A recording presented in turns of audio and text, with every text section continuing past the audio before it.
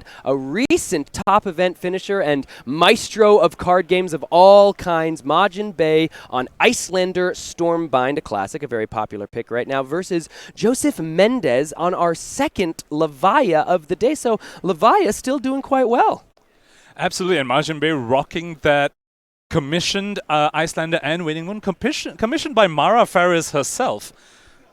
It was just, I think they mentioned on Twitter, or X now, that they commissioned this specifically for Majin Bay. And here we are. Now, I do want to point out Joseph's equipment loadout here. Beaten trackers over scabskin leathers. Now, this tells us something very, very important. It seems like they might not be opting for the classic Blood Debt style game, but maybe opting for a bit more of a Reinar-esque. I'm going to discard my 6s. S sort of gameplay. Absolutely. The beaten trackers allowing you to grab an action point once when you discard a 6. Also, the Findall Spring Tunic instead of the Carrion Husk for the Levaya player here. As a Wrecker Romp started this game out, we're just going to fill the graveyard a little bit. Arsenal up for Joseph, which is going to mean that it's time to pass on over to Majin Bay's turn. That was the first turn of this game here.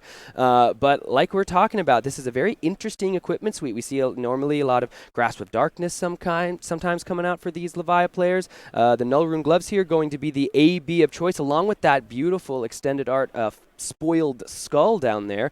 But this is going to be interesting, and Majin Bay able to start the game off with a big ol' Ice Eternal. So when you're on turn 0 here, you want to develop a permanent. That's like best case scenario, but you have to imagine Ice Eternal putting 3 Frostbites. You're happy to see that as well. Absolutely. So this is turn 1, and I think this is just a bit of a unfortunate, like not exactly what Majin Bay wants to do. Typically you want to send some sort of red at your opponent, like a red Wounded Bull or a red Ice Vein or something like that.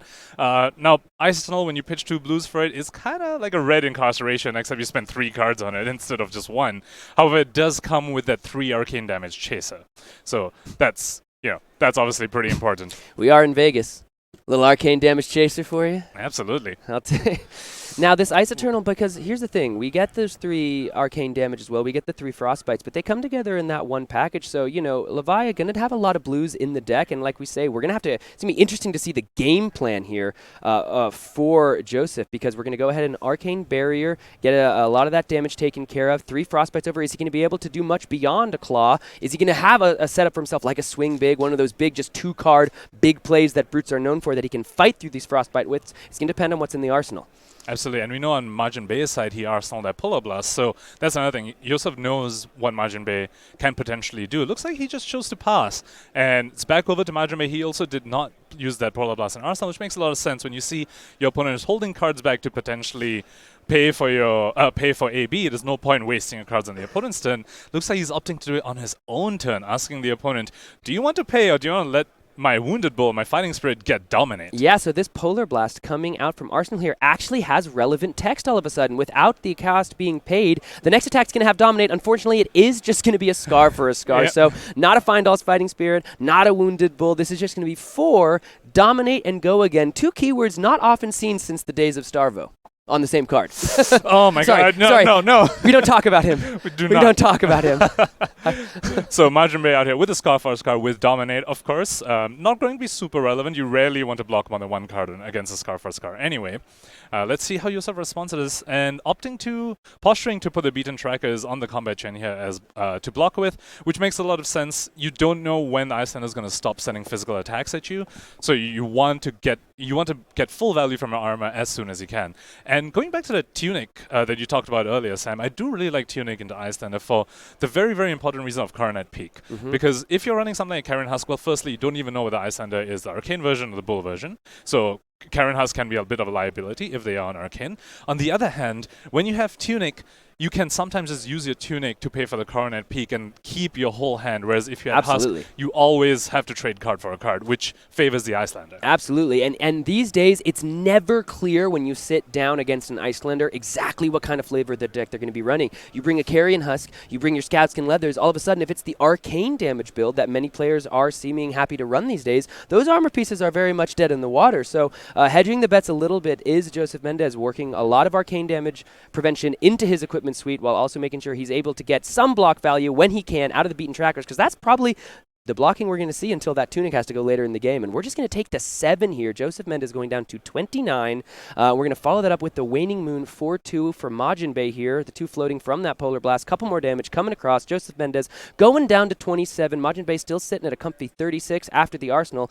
You got the Tunic going to 3. Let's see how Josef Mendez wants to start this off. He's got a full 5-guard grip here.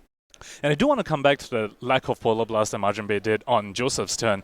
Normally when you Polar Blast on your opponent's turn, you get a Waning Wind for 3, but when your opponent's holding cards back, you're thinking, you know what, there's no point, I won't be getting full 3 damage value out of this anyway. So he did a Polar Blast on his own turn, and at the end of his own turn, Waning Wind for 2. And that full 2 damage did go through, so it's very likely he got more value out of that compared to if you did the Waning Wind on an opponent's turn when they're holding cards back. And that's just a very, very heads-up play. Really shows how much skill Majin Bay has on this hero. Absolutely. So going right into this turn here, we see a Pulping coming from hand. This is going to be a draw and then a discard. If a 6 is discarded, the attack is going to have Dominate. If it's not defended by 2 or more non-equipment cards, it's going to also have Go Again. So in response, Majin Bay getting another one of those 1-cost draw card. Frostbite from Arsenal is in the Cold Snap here. The Cold Snap also representing a Frostbite, but also targeting the Arsenal, potentially freezing it. In response to the Frostbite, however, we're going to activate the Findal Spring Tunic for Josef here, and then in response to the Findal Spring Tunic activation, we've got a Waning Moon coming in because basically Majin Bay is saying, if you're going to try to get extra resources here, I'm going to make you make a decision about the damage before you get that resource. Absolutely. Majin Bay really just showing us the strength of being a wizard over here. All this happening in response to the pulping trigger of drawing a card and discarding. And this is a very strong play because Josef, as of now, doesn't know how many resources he's working with for the rest of his turn because he doesn't know what the random discard is going to be. Is it going to be a blue or is it going to be his red? And so Majin Bay is saying, you have to tell me now, how much AB are you blocking? Are you paying to save your arsenal here, and before you even have the full information? All right, and so we are going to get a Mark of the Beast that heads to the discard, but because of the text of Mark of the Beast, if it would hit the graveyard from anywhere, if I'm not mistaken, it's going to go right to the banish zone. So Josef Mendez, maybe without expecting to, is already starting that blood debt clock. Absolutely, and that is one of those risks of playing cards like Pulping. These random discards, sometimes you might, well, in a case like this, very specific, you might end up starting a blood debt clock faster than you want to. Now, of course, Mark of the Beast is a 6 attack, and it just did get banished, so no blood debt this turn. But against a deck like Icelander, Icelander can rip your whole hand, and if you have too much blood debt and you have no way to turn it off on your turn because your whole hand was ripped away, that could be a really rough spot for you. That's a very good point there. We've got a Sink Below that came out for the Pulping, and now a Swing Big is the follow-up. We've got a Channel Lake Frigid being committed to the block, an Iron Rock Gauntlet, and then the second Sink Below of the turn. So going to cover up all 8 of that damage there. So I think we get the Quicken. Yeah, there it is. Quicken token created as a result. And you know, there is a world with this Icelander deck, with those big attacks, that could actually be relevant.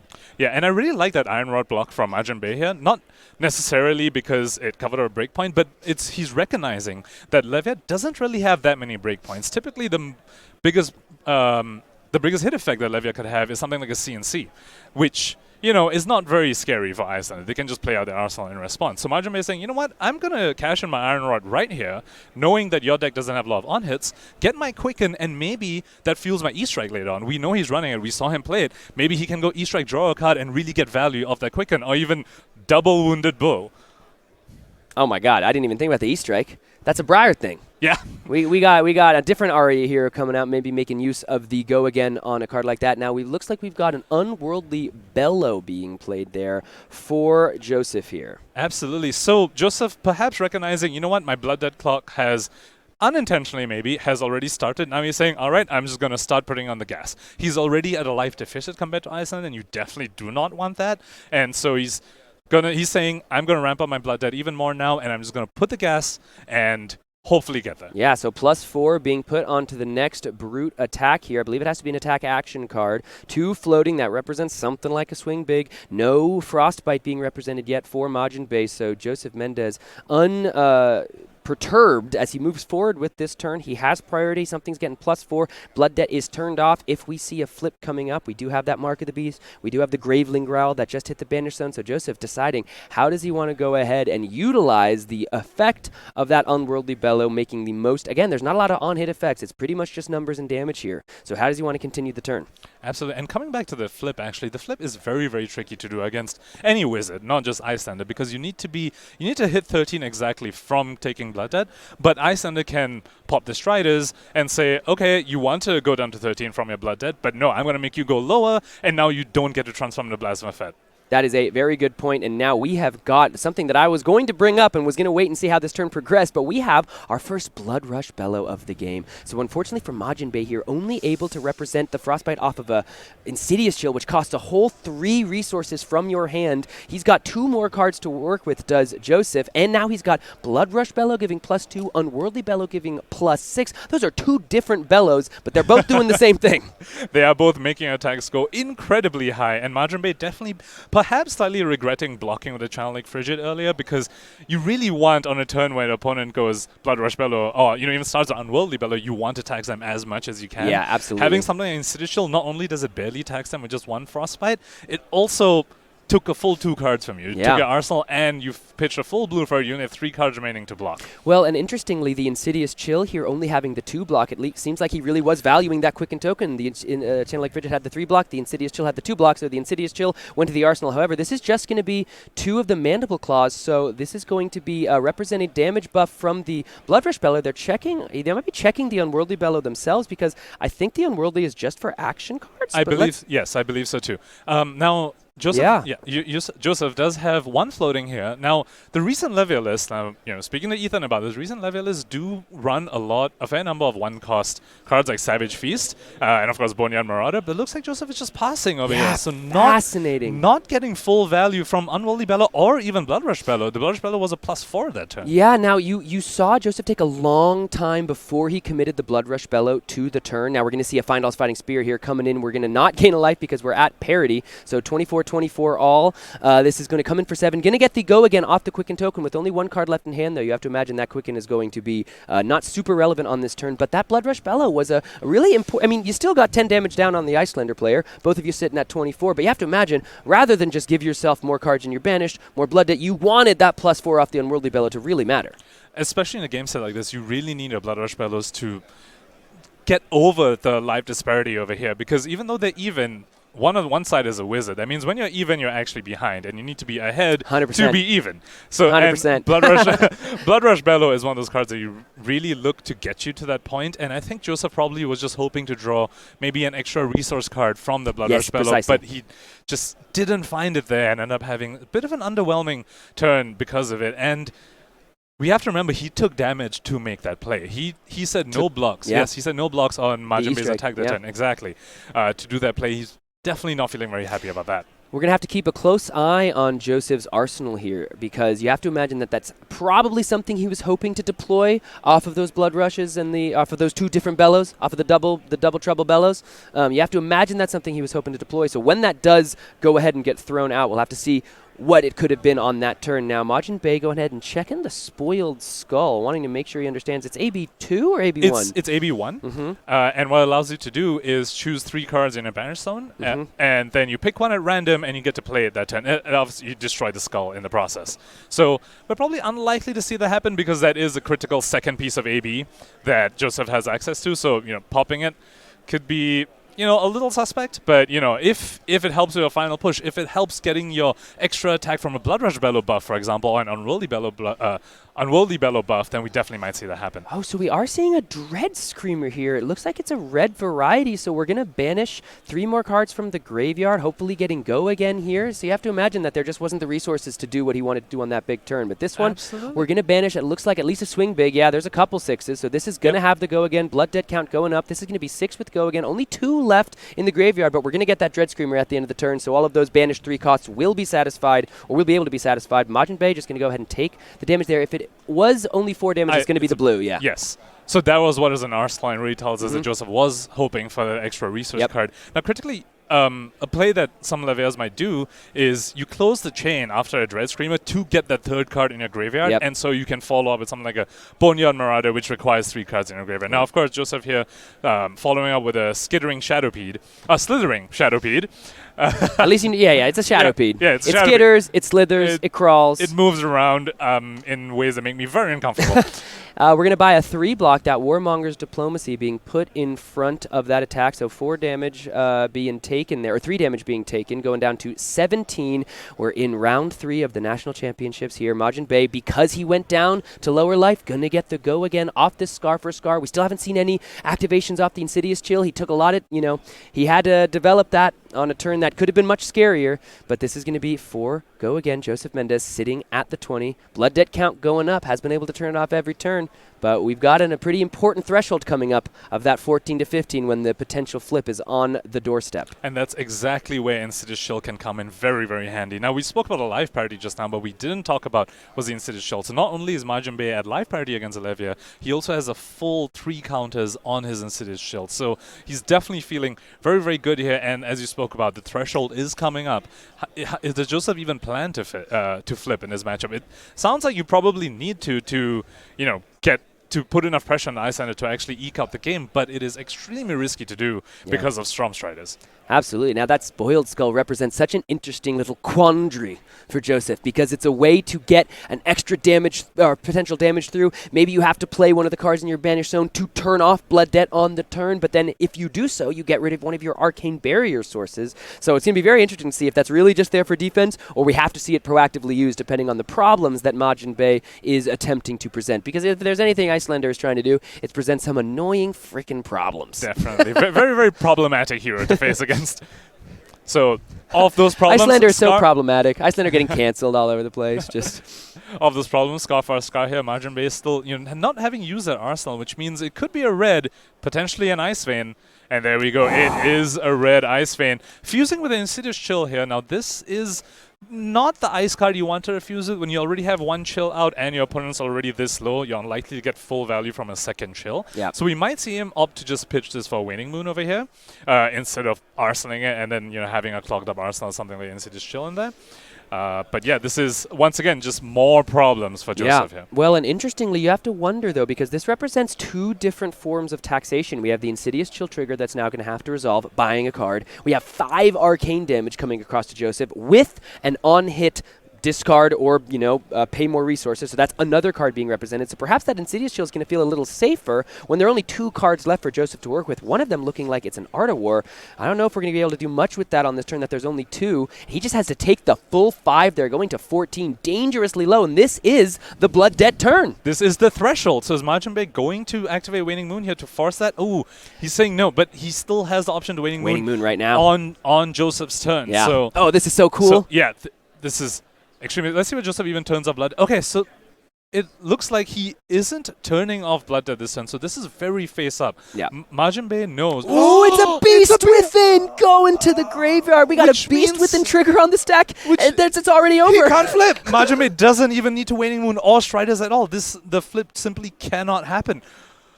So the Beast Within going to go ahead and draw another Beast Within, but immediately going to ping Josef for damage. He's going to 13. That means the major new card that Levia got in the set, the Demi Hero, is not going to be able to be online. Just not what you want to see if you're a Levia fan out there. Absolutely, and critically, this means that Blood Debt is going to stay on pretty much the rest of the game. The only other way Josef can turn off Blood Debt permanently is by switching to Levia Redeemed, but that requires 13 Blood Debt cards in the Banish Zone. That's unlikely to happen, which means... That's 10 more than we got right now. Exactly. Which means if Majin Bey is able to just strip the hand, Josef might just die to their own Blood Debt. Now, this Pulping does come in with Dominate and Go again. Let's see whether Josef opts to pitch the other Beast Within he drew to Claw or Arsenal. Beast Within not a very strong Arsenal, so we might just see him opt to Claw here. There we go. Yeah, now this one's going to be with Go again because we've discarded, but it's just for 3. This might buy a block from Majin Bey here, but like we've said many times, together casting these beautiful games of Flesh and Blood, when you're facing down an Icelander, the last thing you want to be is sub 14 together. Because like you said, they have Storm Striders, and that's just a little bit of a get-out-of-jail-free card. So Majin Bey here feeling comfortable, sitting pretty. Still got 2 counters left on that Insidious Chill. Maybe buying a block. We're going to give the Frosting here, blocking all the damage, make sure we can use all the cards in our hand. Going to the end of turn now, and like we've been talking about, there is no Waning Moon that needs to be threatened, given that the Beast Within turned off the Demi Hero's effect anyway. So Majin Bey here is probably going to be able to either deploy that Insidious Chill on his own turn, but first he's just going to start off with a Scar for a Scar, 4 with Go again. How's Josef want to respond? No cards in the arsenal, only 4 cards to work with here. Absolutely, and we know that Majin Bey took the full 6 damage Pulping to go lower than Josef, and he could have stopped the Claw by giving Josef a Frostbite because he had full information by then. Choosing not to, probably because he wants to make this play of Scar for Scar into probably another big attack. Now we know he still has an Insidious Chill in Arsenal, potentially clogging it a little. And Josef knows this too, which means there's no possibility for a fused Ice Vein at least coming out from Majin Bay this turn. So likely going to be some sort of big attack, probably like a Wounded Bull or a Fighting Spirit. So let's see whether Josef opts to perhaps go lower than Majin Bay with his Scarfar's card to deny value from the Wounded Bull or Fighting Spirit, which is pretty telegraphed. Or, could even potentially be an E-Strike. But at the same time, trying to go lower than the Icelander, as we talked about, definitely not where you want to be. Dangerous proposition. Again, talking about full information. Josef, aware that that Arsenal card is an Insidious Chill, so going to be able to use that information on his own turn. But you have to imagine that this could very well lead into another big attack, or we just develop that Insidious Chill on our own turn, filtering that Arsenal, giving ourselves something different if we're the Icelander player here. Majin Bay looking like he's going to buy a block out of Josef Mendez here. Again, critically, Blood Debt going to be online for the rest of this game. Majin Bay sitting at 11, Josef at 13, and because of that low life total, going to give a Graveling Growl to the cause, and it is just going to be a Wounded Bull. Majin Bay able just masterfully, save for the one Findall's Fighting Spirit turn, be sub Josef's life at every critical juncture that he wants to be before threatening just powerful effects because he is low life. This Wounded Bull, because Majin Bay is just that one little bit lower, coming in for an entire 8. Absolutely, and this was no luck. This was planned. He took that pulping damage to intentionally go lower so he could do Scar Bull. And actually, there is a bit of because it's a 1 life deficit, it kind of goes back to the block that Josef did with the beaten trackers. Now, we did talk about how you want to do it when your opponent Icelander sends physical damage at you at the same time. If he hadn't, the Wounded Bull would have come in for 1 less. So, it's just such a tough decisions to make when you're against Iceland. I mean, you pointed out very, very correctly problems. It's just such a problematic deck, giving problems everywhere. Yeah, now, this is the thing. Because we are at such a high Blood Debt count, I mean, 3 is high when you're at 7, right? We have to keep 2 cards for the Leviathan here to just try to turn Blood Debt off. This is going to be, it looks like a red Dread Screamer, so 6 damage, but the go again, not going to matter here. We pitched a yellow for it, so this is just going to clear the Blood Debt out and make sure that we can try to stay alive and not die on our own turn. Exactly, but also Josef has no cards in hand. So Majin Bay has full information. All Josef has is 1 Tunic. If Majin Bay can do a red 5 damage spell, like a red Ice Vein and a Waning Moon, this would be the end of the game. But it looks like Majin Bay is just saying, I'm just going to resolve my charm. I'm going to go lower than you again. Just exactly 1 life lower than Josef. 2 life now.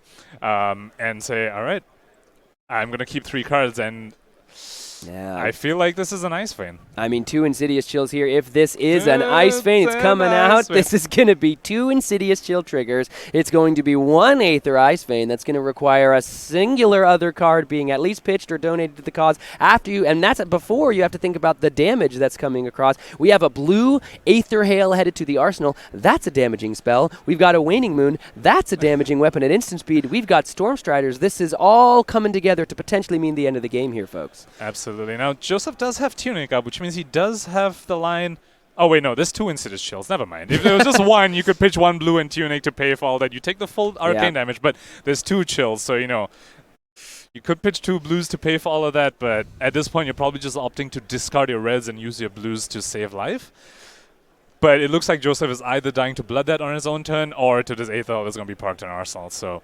Yeah, this is a really challenging situation for the Leviathan deck to be in. This is what that demi-hero sought to shore up for these decks, right? Put yourself in a position where you don't have to worry about at least dying to damage on your own turn. You have to worry about losing cards in your own deck, potentially fatigue. But the difference in I'm going to lose cards versus I am just going to lose the game to this Blood Debt damage. Now Josef in between such a rock and a hard place, staring down 4 arcane damage, these discard effects, the Blood Debt damage on his own turn, and then whatever the heck Majin Bay is going to do on his turn at the end step when he's out of cards. Absolutely, and this kind of goes a little bit back to the Blood Rush Bellow turn, the Blood Rush Bellow and the Unworldly Bellow turn. I mean, Majin Bay is here at 5. Now, critically, at the end, towards the end of the game, when Icelander wants to fuse that last Ice Vein to really close it out, like what we're seeing here, they need that life buffer to do it.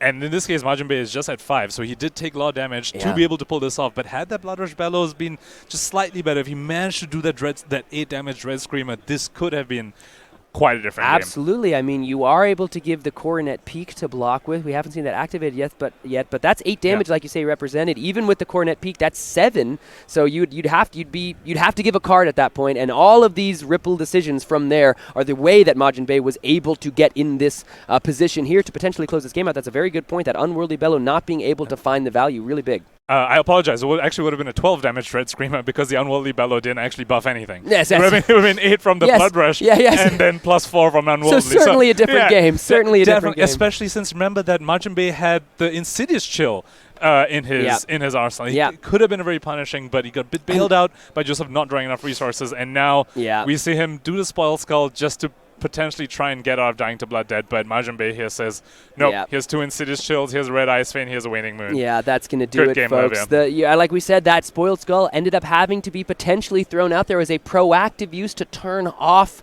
Blood Debt, which is not how you want to be using the card there. Majin Bey, again, because potentially the Blood Rush and the Bellows were not able to get that full value, he was able to just kind of keep enough cards, stay at exactly the life threshold he wanted, and do a pretty classic Icelander finish. Got to pay a little attention also.